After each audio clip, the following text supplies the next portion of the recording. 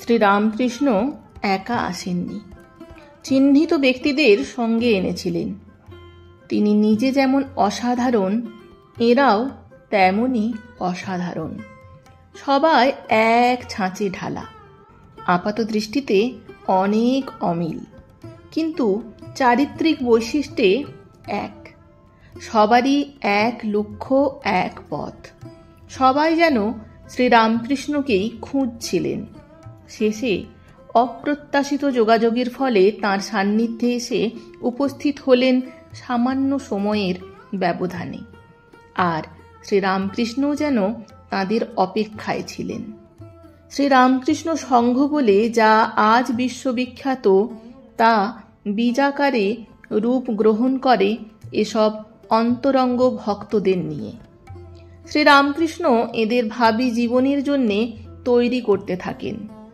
ঈশ্বর লাভই জীবনের একমাত্র উদ্দেশ্য, এ কথা তাঁদের স্মরণ করিয়ে দেন। ঈশ্বর লাভের চেষ্টায় তাঁদের কেউ আত্মহত্যা করেছেন বা উন্মাদ হয়েছেন, এ কথা শুনলেও শ্রীরামকৃষ্ণ খুশি হবেন বলেন। শিব জ্ঞানে জীব সেবার শিক্ষা দেন তিনি, বেদান্তের শিক্ষা, যা নিজের জীবনে দেখিয়েছিলেন।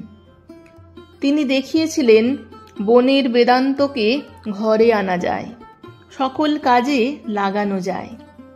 জীব ব্রহ্ম ছাড়া আর কিছু নয়, মুক্তি বড়। কিন্তু তার যে বড় মুক্তি পেয়েও লোকহিতব্রতে রত থাকা, এই সব শিক্ষা তিনি দেন।